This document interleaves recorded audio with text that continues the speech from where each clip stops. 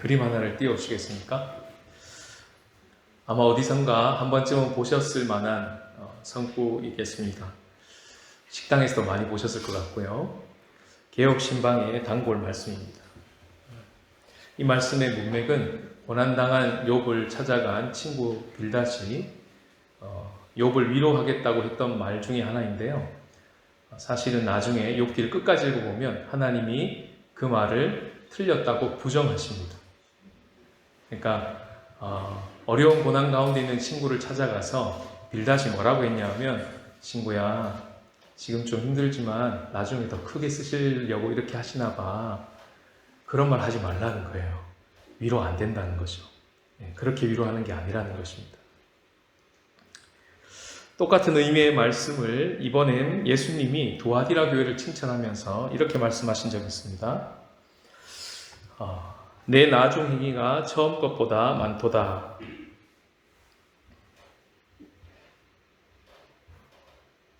죄송합니다.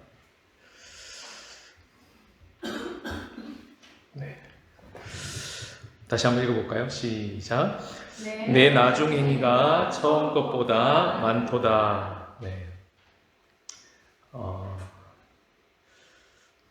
중국어로 바꾸면 유엘라이 유에 하오 이렇게 되는 거죠. 이걸로 말씀을 바꿨으면 얼마나 좋았을까 이런 생각을 해봤습니다. 한 해 우리는 시작점에 있는데요. 교회적으로나 개인적으로나 시작 스타트 라인에 우리는 서 있습니다. 시작은 좋은데 끝은 참 좋지 않은 경우를 우리는 참 많이 봤습니다. 그 대표적인 예가 구약의 이스라엘의 역사인데요. 구약은 아시다시피 시작은 정말 멋있습니다. 태초에 하나님이 천지를 창조하시니라. 하나님의 나라가 완성이 되었고 하나님이 스스로 감탄하시면서 심히 보기에 좋았더라. 이렇게 말씀하신 만큼 시작은 너무 좋았습니다. 그런데 구약의 마지막 장, 마지막 절, 말라기 4장 6절에 보면 내가 와서 저주로 그 땅을 칠까 하노라 하고 구약의 문을 닫습니다. 지금 우리가 지나가고 있는 여호수아 이야기의 이 전개 스토리 과정도 이런 구약의 어두운 그림자가 묻어져 있습니다. 오늘 본문 13장부터 땅의 분배가 시작되는데요. 13장은 루벤, 갓, 므낫세 반 지파의 요단 동편의 땅 분배가 먼저 알려집니다. 그리고 14장, 15장 두 장에 걸쳐서 이 땅 분배의 가장 선두에 서 있는 향도 부대와 같은 유다 지파 이야기가 먼저 있게 되죠. 그때까지는 분위기가 괜찮았습니다. 갈렙이 등장하고요. 45년이 지나 85세가 되었어도 장수처럼 그렇게 있는 멋진 신앙 고백을 하면서 아름다운 그런 신앙 고백을 듣게 되죠. 그런데 16장 넘어 17장으로 가면 똑같은 향도 부대와 같은 큰 지파가 하나 있는데 그게 에브라임 므낫세 지파입니다. 요셉 지파죠. 그런데 참 유다 지파와 다른 불평의 말들을 듣게 됩니다. 큰 지파인데 왜 이거밖에 주지 않습니까? 이렇게 불평하면서 이야기가 나오게 되죠. 뭔가 삐걱대기 시작합니다. 그리고 18장으로 넘어가면 이번 주에 우리가 이제 묵상하게 될 본문인데요. 아직까지도 7지파가 땅 분배를 받지 못하고 꼼짝하지 않고 지체하고 있다. 이렇게 성경은 묘사하고 있습니다. 18장 2절 3절에 보시면 어느 때까지 지체하겠느냐 이렇게 이야기하고 있는 것이죠. 할애하는 분량만 봐도 유다 지파의 분량은 길다가 에브라임 지파, 므낫세 지파 길다가 갑자기 나머지 7지파를 분배하는 이야기는 점점 짧아집니다.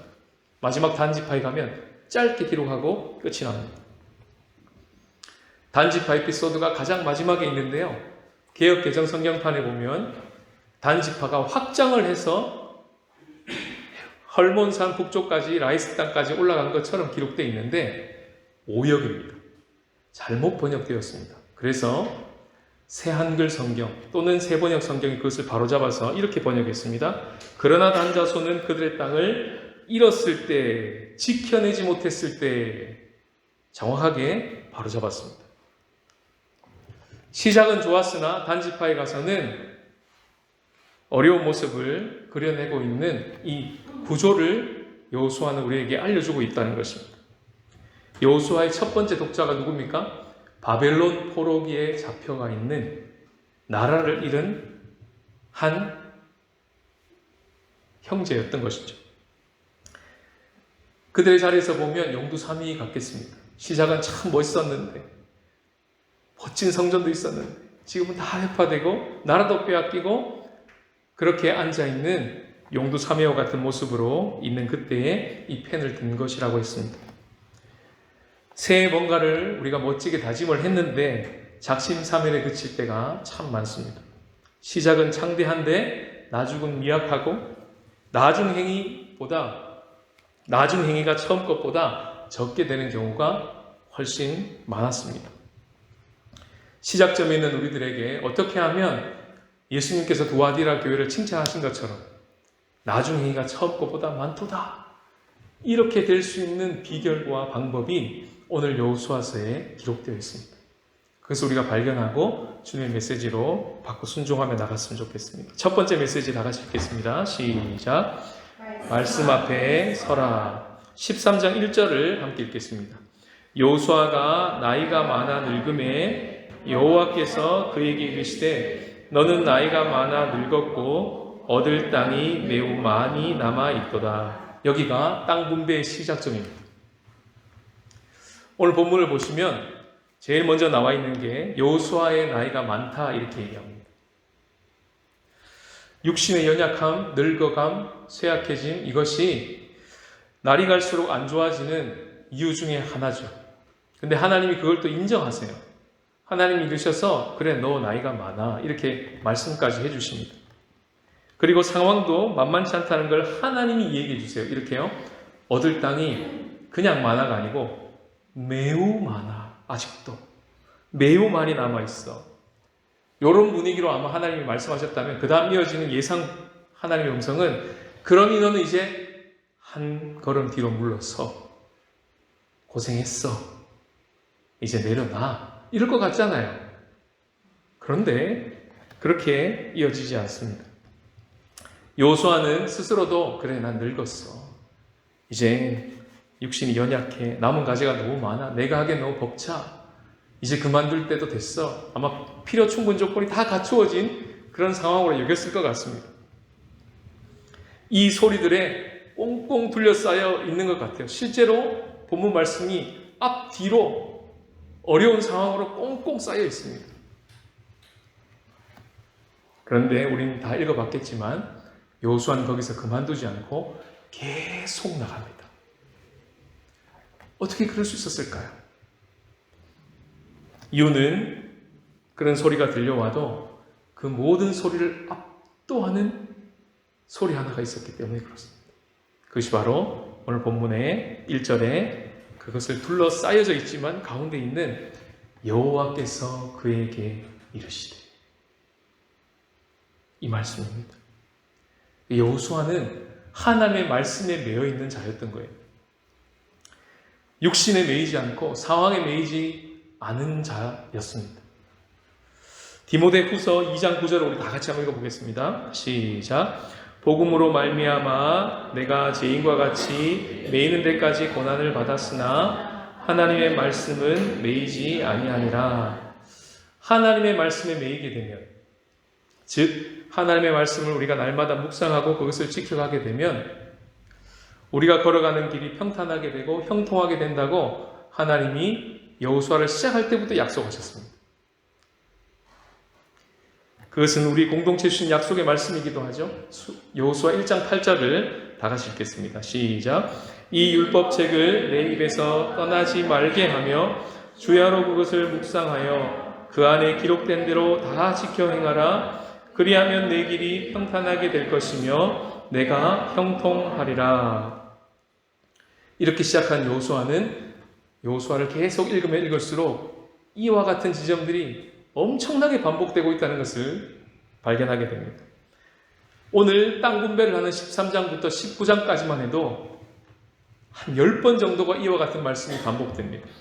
내가 명령한 대로 그에게 말씀하신 것 같이, 여호와께서 모세에게 명령하신 것과 같이, 이런 류의 말씀이 한 10번 정도 등장하면서 곳곳에 배치되어 있습니다.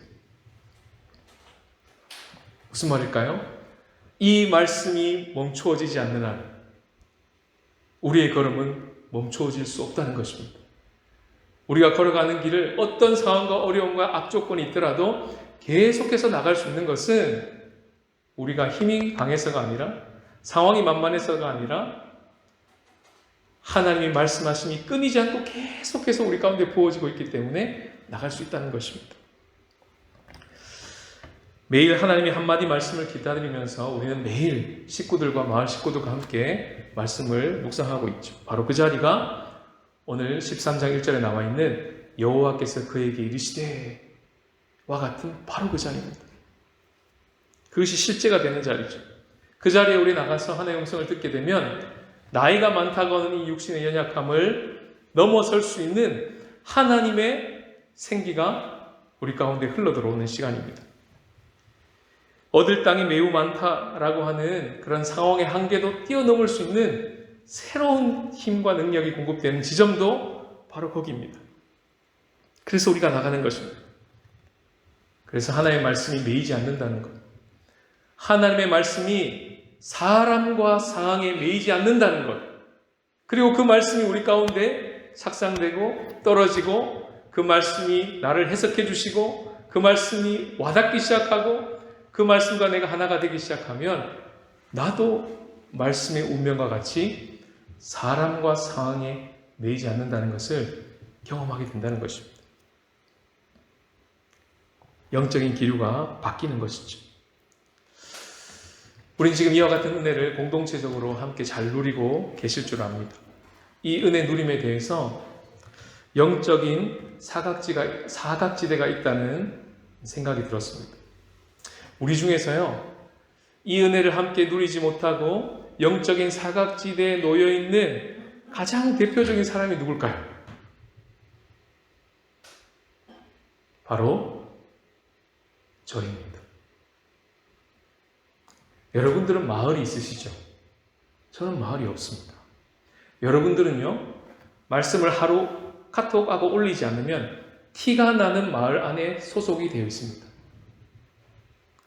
그러나 저는 한 주간 말씀을 올렸는지 안 올렸는지 우리 성도님들이 아무도 몰라요.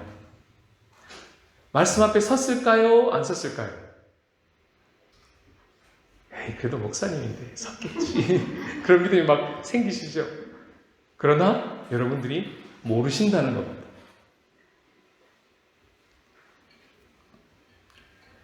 원래는 저에게 마을 같은 공동체가 강력한 공동체가 있었습니다. 한 달 전만 해도 우리 권사님들과 같이 매일 말씀을 묵상하고 올렸기 때문에 그렇습니다. 그런데 지금은요? 없습니다. 저와 같은 상황에 있는 것이 가장 위험합니다.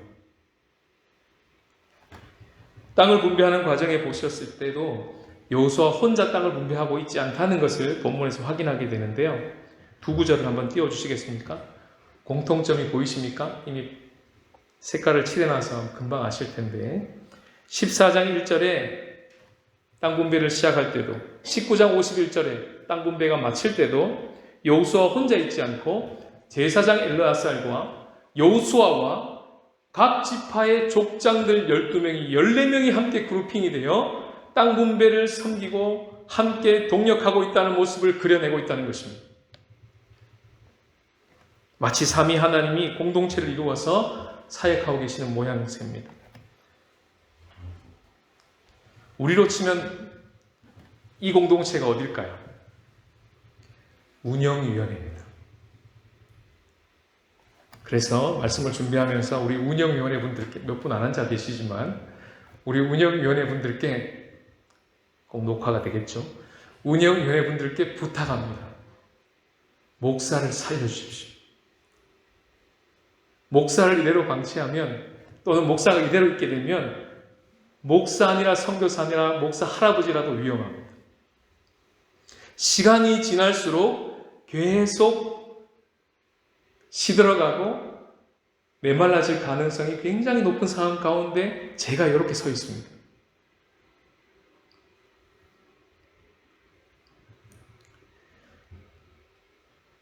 시작은 좋았지만 나중은 미약할 수 있고요. 나중 행위가 처음 행위보다 훨씬 적게 될 가능성이 높은 상황 가운데 제가 이렇게 한 달 동안 방치되어 있습니다.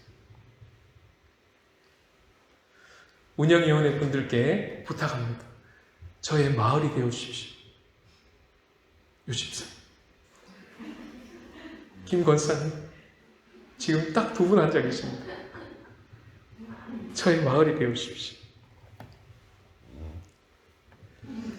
여러분들 마을에 들어가 계시겠지만 저와 같이 이렇게 소속은 되어 있지만 실제로 그 연합이 나의 삶에 그다지 영향을 미치지 못하고 있는, 그래서 18장 2절이 이야기하고 있는 지체되고 있는 듯한 형제 자매가 있을 수 있습니다. 아직도 지체하고 있느냐 라고 하는 그 말씀의 장본인인 사람이 저처럼 누군가가 우리 마을 안에 형제와 자매가, 그런 형제 있을 수 있고 저런 자매가 있을 수 있다는 것입니다. 갈렙처럼 나는 그렇게 못합니다. 예, 괜찮아요. 처음부터 갈렙처럼 그렇게 멋있게 일주일에 매일 성경 말씀을 묵상 못하셔도 상관없습니다. 그러나 단지파처럼만큼이라도 들어오셔야 합니다. 연합 안으로 나오셔서 작은 순종의 한 걸음을 딛는 그 모습을 하나님은 결코 작게 보시지 않습니다. 단지파, 헤매는 이 단지파의 짧은 에피소드 모습도 하나님은 본인이 땅 분배를 다 마쳤다고 하는 이 큰 이야기 속에 넣어주셨어요.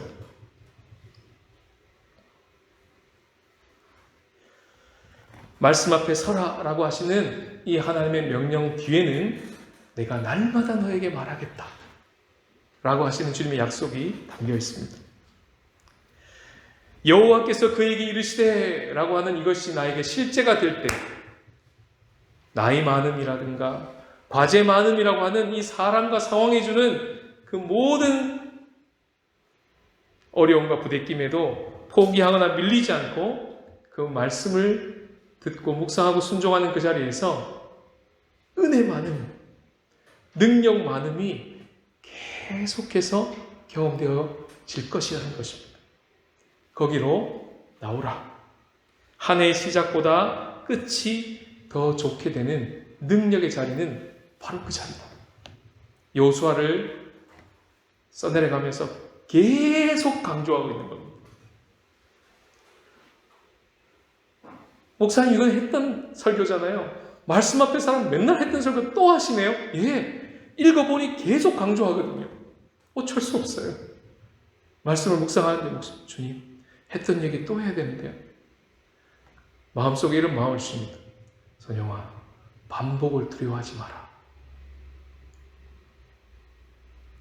그래서 또 전합니다.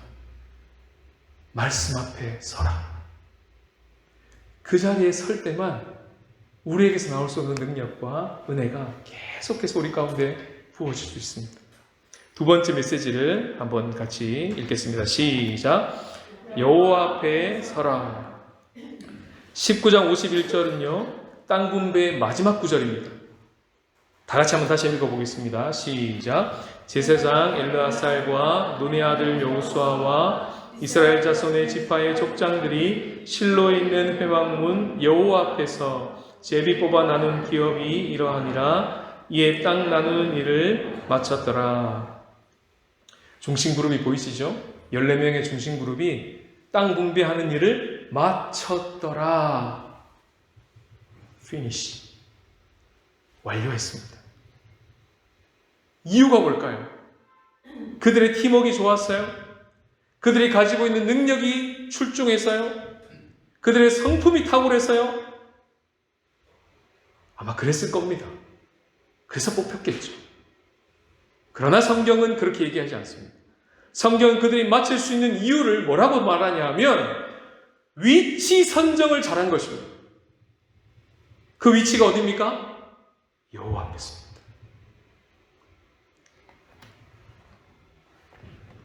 손흥민이 왜 축구를 잘할까요? 위치 선정이 탁월한 거예요. 타고났어요. 어디 서 있으면 볼이 온다는 걸 직감적으로 알아봐요. 지금 이 지도자들은 지금 어디에 서 있습니까? 땅을 다 분배해야 된다고 하는 이 사역이라고 하는 일이라는 것 앞에만 서 있지 않습니다. 중심 그룹이라는 그 그룹 14명 중에 가장 영향력이 있었던 아마 여호수아였겠죠? 그 앞에만 서 있지도 않습니다. 혜택의 수혜자가 될 이스라엘 백성들 앞에만 서 있지도 않습니다. 말했던 이 모든 사람들과 일들 앞에 반드시 서 있었겠죠. 외면하지 않았을 것입니다. 반드시 눈을 뜨고 지켜보고 보살피고 했을 것입니다. 그러나 그것만 믿지 않았다는 것입니다. 그들 앞에 있었지만, 그 과업 앞에 있었지만 이들은 여호와 앞에 있었습니다. 지금 우리들이 서 있는 이 자리가 바로 여호와 앞이죠. 지금 여러분들이 앉아 계신 이 자리가 목사님 앞에 서 계십니까? 맞습니다. 목사님 앞에는 표면적으로는 그래요. 눈에 보이는 그림상은 그렇습니다. 그러나 실상은 목사님 앞에 앉아 있는 모습이 아니고요. 하나님 앞에 앉아 계신 모양입니다. 그것이 실제입니다. 우린 예배 앞에 서 있는 것이 아닙니다. 하나님 앞에 서 있습니다. 저도 여러분들 앞에 이렇게 서 있는 것 같지만 믿음의 눈을 들어서 실제는 뭐냐면 하나님 앞에 서 있는 것입니다. 이것이 우리의 고백입니다. 그래서 우리는요, 사람을 예배하지 않습니다. 아멘이시죠? 우리는 예배를 예배하지 않습니다. 우리는 하나님만 예배합니다. 그 컨셉 그대로, 그 신앙 고백 그대로 우리의 일상의 자리에서도 여호와 앞에 서라고 주님 말씀하시는 거예요. 요 분위기 그대로, 요 마음가짐 그대로, 요 느낌 그대로 우리의 일상의 자리에서도 요렇게 여호와 앞에 서 있으라라고 말씀하시는 것입니다. 우리 일상의 자리에서 위치 선정을 그렇게 하라는 것입니다. 그럼 어떤 일이 벌어질까요? 하루의 시작과 마침이 있게 되는 침상의 자리가 예배의 자리가 됩니다. 그 자리가 예배당이 됩니다. 그냥 아무 생각 없이 올라가고 아무 생각 없이 내려오지 않게 됩니다. 늘 일상을 왔다 갔다 하는 나의 집이라고 하는 익숙한 공간이 낯설게 다가오기 시작하고 그 자리에서 쉴 때든 그 자리에서 밥을 먹을 때든 그 모든 행위가 예배 행위가 되어집니다. 늘 익숙하는 출근길, 늘 익숙한 퇴근길, 아이들 픽업하는 그 길, 우리가 생활의 터전에서 살고 있는 그 모든 익숙한 모든 길들이 예배하는 길이 되게 됩니다. 출근해서 일하는 건 어떨까요? 당연히 예배가 되죠. 로마서 12장 1절에 나와 있는 것 같이 너희는 너희 몸으로 산제사를 드리라 라고 말씀하신 그 말씀처럼 우리의 일상에서 하는 모든 행위가 예배 행위가 되게 됩니다. 어떻게 되면요? 여호와 앞에 서게 됩니다. 그래서 우리의 믿음의 신앙의 고백 선배들은 이 코람데오라고 하는 걸 늘 붙들고 살았습니다. 많이 들어보셨죠? 라틴어 코람데오, 앞에 코람, 데오, 하나님 앞에서 무엇을 하든지 설교를 준비하든지 설거지를 하든지 교회 사역을 하든지 회사 일을 하든지 무슨 일을 하든지 항상 코람데오로 위치 선정을 잡고 했다는 것입니다. 이것을 연습하기 시작하면서 제 안에 큰 유익들이 있었습니다. 그 중에 가장 큰 유익은 뭐냐면 혼자 있을 때 저의 삶이 달라지기 시작한 것입니다. 혼자 있을 때 코람데오가 실제가 되기 시작했습니다. 예전에는 이렇게 가족들이 함께 있고 아내가 옆에 있고 아들, 딸들이 옆에 있다가 갑자기 출산으로 무슨 가족 일로 인해서 비행기를 타고 한국으로 들어갈 일들이 종종 있었습니다. 그러면 2달이든 3달이든 떨어져 있었습니다. 그때만 되면 저의 영적인 상태는 계속 바닥을 칩니다. 정말 그랬습니다. 그때는 은밀하게 죄를 짓는 시간이었습니다. 근데요, 이제는요, 참 많이 달라졌습니다. 은밀하게 주님과 데이트하는 시간이 되었습니다. 이게 뒤집어지고 나니까 또 하나 주님께서 가르쳐 주신 한 가지가 있는데, 이런 생각이 든 겁니다. 일주일 중에 가장 코람대오가 안 되는 지점이 어딜까? 그리고 주님이 가르쳐 주셨어요. 어딜 것 같으세요? 저의 일주일의 라이프 스타일 중에 가장 코람대오가 안 되는 시간, 설교하는 시간이었습니다. 충격이었습니다. 왜 그럴까요? 여러분만 보고 있는 거예요. 잘하고 싶은 거예요. 은혜를 끼치고 싶은 거예요. 설교 사역이라고 하는 것만 보고 있는 거예요. 그럼 어떻게 되는 줄 아십니까? 엄청 힘주어 설교 준비하고요. 엄청 힘주어 설교합니다. 은혜를 끼치기 위해서 제가 가지고 있는 모든 힘을 다 써요. 그리고 때때로는 조작도 합니다. 은혜를. 더 감동적인 예화가 없을까? 말씀을 여러 번 읽지 않고요. 예화 찾아요. 예화. 정말 그랬습니다.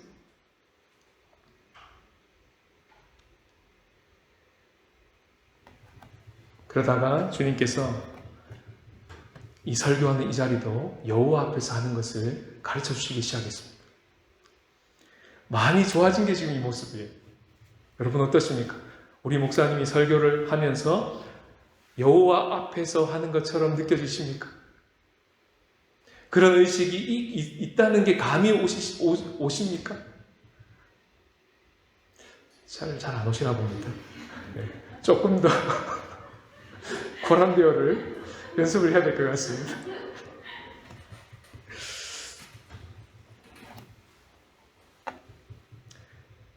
여러분도 이 코람데오라고 하는 여호와 앞에서라는 것이 실제인지 한번 점검해 보시기를 바랍니다. 3가지 질문을 드리겠습니다. 오늘 예배당에 오시기 전까지 운전을 하시든 차를 모시든 똑같은 말이네요. 걸어오시든 이렇게 대중교통을 이용하시든 오셨잖아요.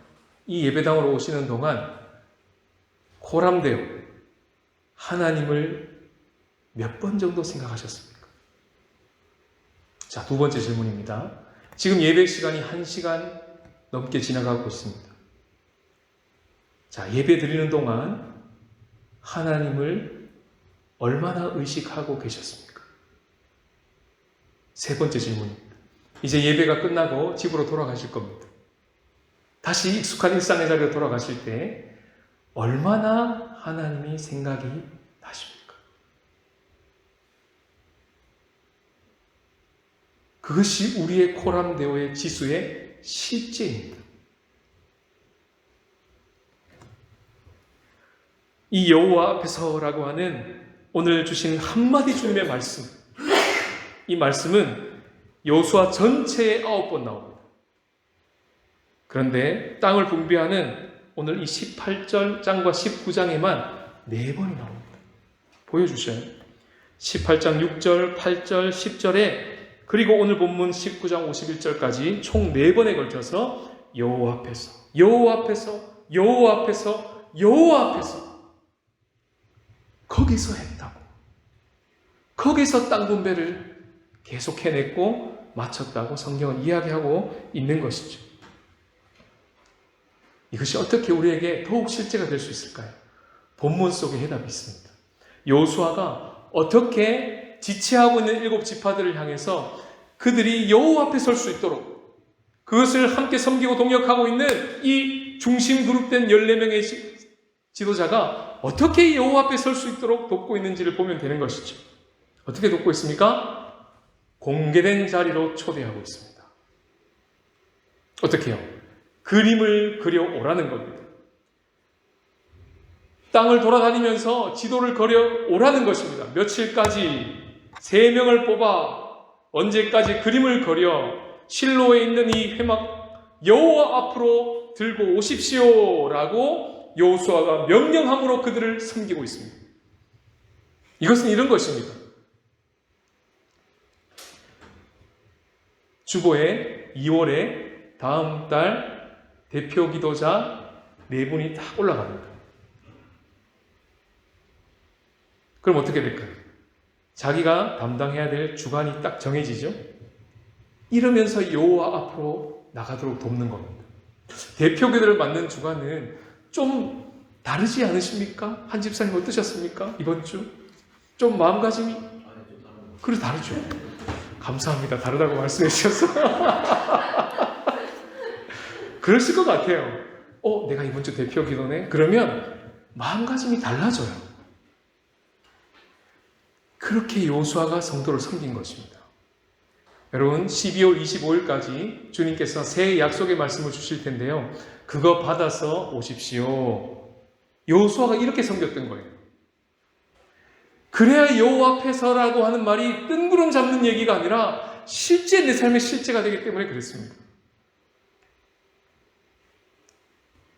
예배 후에 소그룹 자리에서 우리의 삶을 나누면서 우리가 어떤 어려움을 겪고 있는지, 내 자녀에 대해서 어떤 기도 제목을 가지고 있는지, 내가 어떤 질문을 가지고 있는지, 예배 가운데 어떤 은혜를 받았고 내가 일상 가운데 어떤 부대낌을 가지고 살고 있는지를 나누는 그 자리. 그래서 누군가가 집사님, 한 주간 주님께서 주신 은혜를 좀 나눠주세요. 이렇게 섬기는 겁니다. 어렵지 않죠? 마을에서, 소그룹에서 티타임을 하면서 함께 모이면서 그 질문 하나가, 집사님 요즘 어떤 말씀 묵상해? 요즘 주님이 뭐라고 말씀하셔? 그때 그 문제 어떻게 주님께서 다루고 계셔? 이 질문 하나가 우리를 코람데오로 초대합니다.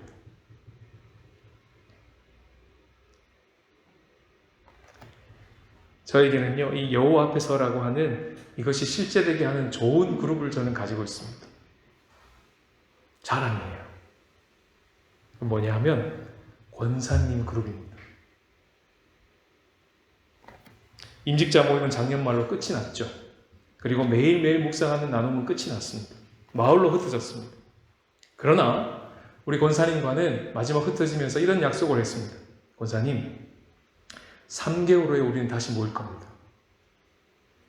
그리고 그 마지막 모임 때 우리는 뭘 나눴냐 하면 이 3개월 동안 우리가 어떻게 살 것인지, 지금까지 6개월 동안 임직자 교육을 했던 그 내용이 내 삶에 어떻게 실제가 될 것인지를 본인들이 직접 작성한, 직접 결단하고 결정한 이야기들을 함께 나누고 그것을 카톡방에 올리고 함께 공유하여 3개월 후에 이것이 나의 삶에 정말 실제가 되었는지를 나눔할 것이니 그때 다시 만납시다. 3월 20일 목요일 10시입니다. 왜 이렇게 할까요? 이것이 저에게 주는 유익은 뭘까요? 저는 그때 프레젠테이션을 해야 되는 겁니다. 넉넉고 살다가 손을 늘어뜨리고 살다가도 3월 20일이 생각나면, 그래, 나 그때 하나님 앞에서 통독을 이렇게 하기로 했지. 독서는 이런 식으로 한다고 했지. 운동은 이렇게 한다고 했고, 복음 전수는 이렇게 한다고 했지. 신방 이렇게 한다고 그랬지. 중국어 공부 이렇게 한다고 그랬지. 다 나눴거든요. 3개월 후에 권사님이 물으실 거예요. 목사님 어떠셨어요? 이렇게 물으실 겁니다. 저는 그때 프레젠테이션을 해야 되는 거예요. 이게 유익입니다. 이게 코람데오로 살아갈 수 있도록 하나님께서 우리들에게 조치해 주시는 공동체의 유익인 것입니다.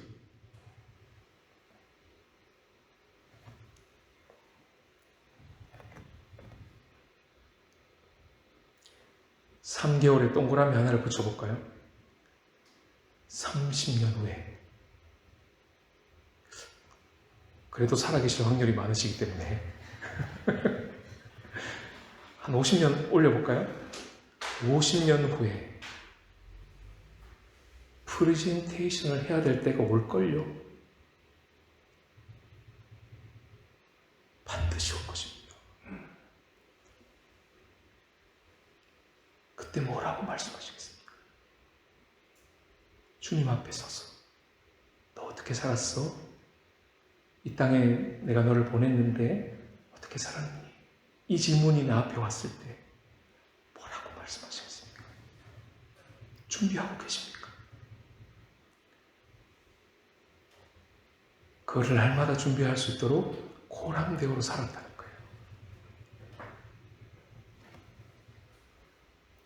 말씀 앞에 서는 것도 혼자 못합니다.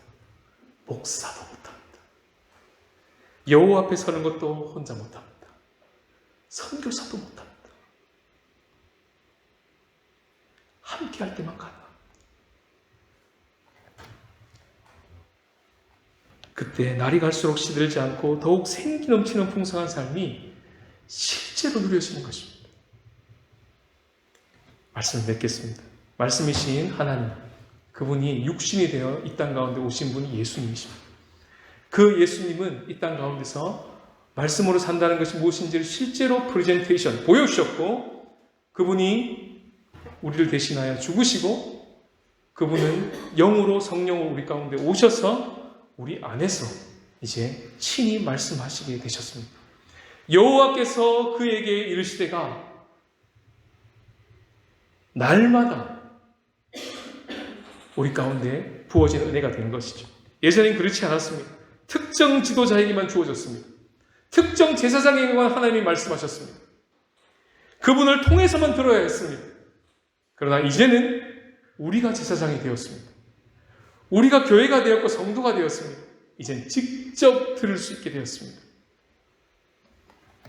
뿐만 아니라 여호수아 당시에는요, 실로라고 하는 회막에 가야 코람데오를 경험할 수 있었습니다. 지금은 우리가 회막입니다. 우리가 성전이 되었습니다. 우리가 서 있는 어느 곳에서나 코람데오가 되어버렸습니다. 예수님 때문에.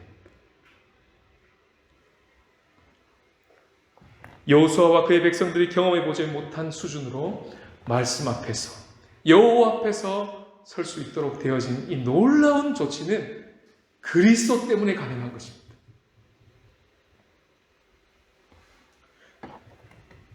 말씀을 준비하면서 우리에게 허락되어진 기업들이 무엇인지 계속 질문을 던졌습니다. 많이 떠올랐습니다. 가정, 일터, 자녀, 예배당, 우리의 일상에서 먹고 마시는 모든 것들, 보고 즐기고 할 수 있는 이 모든 영역과 모든 시간과 모든 물질과 모든 관계들, 다 이 성경에 나와 있는 기업들입니다. 우리는 이 기업들을 읽을 때 너무 지루하게 지나가잖아요. 왜 이렇게 기록해 놓은 거야? 힘들잖아요, 통독하기가. 근데 이게 우리 거라고 생각하면 굉장히 소중해지잖아요.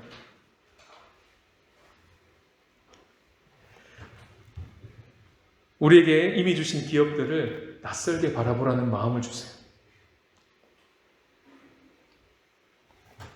시편에 이런 말씀이 있습니다. 우리에게 줄로 지어준 구역이 아름다운 곳에 있구나. 나의 기업이 실로 아름답구나. 문고리를 잡고 집을 나섰을 때 잠깐 문고리를 5초만 잡고 기다려보세요. 그리고 나가셔서 뒤를 돌아서, 보통 안 돌아보시잖아요. 출근하실 때 잠깐 뒤로 돌아서 집을 한 5초만 보셔요. 갑자기 이게 내 기업이구나, 이런 느낌이 확 오실걸요. 하루를 마치시고 운전하시고 파킹하시고 시동 딱 끄시고 바로 내리지 마시고 시동을 딱 끄신 채로 5초만 거기 머물러 보셔요. 그리고 하루 일과를 잠깐만 생각해 보셔요. 하나님 주신 줄로 재어진 구역이 나의 일터구나. 아름답도다. 아름답도다 하실걸요. 자녀들 자는 모습 이렇게 보시면 이쁘죠? 기업이구나. 아름답도다. 아름답도다 하실걸요. 이렇게 낯설게 이미 주어진 기업들을 감상해 보라는 것입니다. 그리고 그것을 확장시켜 주시고 심화시켜 줄 것입니다. 계속 보게 하실 것입니다. 그래서 오늘 이 식당 분배가 끝나는 진짜 마지막 엔딩 포인트는 21장 45절이에요. 다 같이 읽겠습니다. 시작. 여호와께서 이스라엘 족속에게 말씀하신 선한 말씀이 하나도 남음이 없이 다 응하였더라. 하나님의 신실하심이 그것을 이루어 가셨던 것입니다. 그것이 우리의 이미 주어진 기억 가운데 계속 흐르고 있습니다. 그것을 맛보고 주목하고 알아채고 감사하고 찬양하며 더욱 우리를 넘겨주시고 보게 하실 그 기억, 바로 하나님의 나라, 우리의 일상 가운데 시작되고 확장되어가는 하나님의 그 통치와 다스림을 실감하라는 것입니다. 그렇게 되면 어떻게 될까요? 새해보다 연말이 더 좋을 것입니다. 신주한국교회의 지금보다 5년 후 10년 후가 더 좋을 것입니다. 시간이 지날수록 구약의 이스라엘 백성처럼 날이 갈수록 안 좋아지는 것이 아니라 신약의 예수님처럼 그분으로 말미암아 새롭게 세워진 새 이스라엘처럼 교회된 우리처럼 날이 가면 갈수록 계속 좋아져요. 이런 은혜를 누리시게 될 것입니다. 그래서 도아디라 교회처럼 너의 나중 행위가 처음 것보다 많도다, 이렇게 칭찬받으시는 저와 여러분들이 되시기를 주님의 이름으로 축복합니다.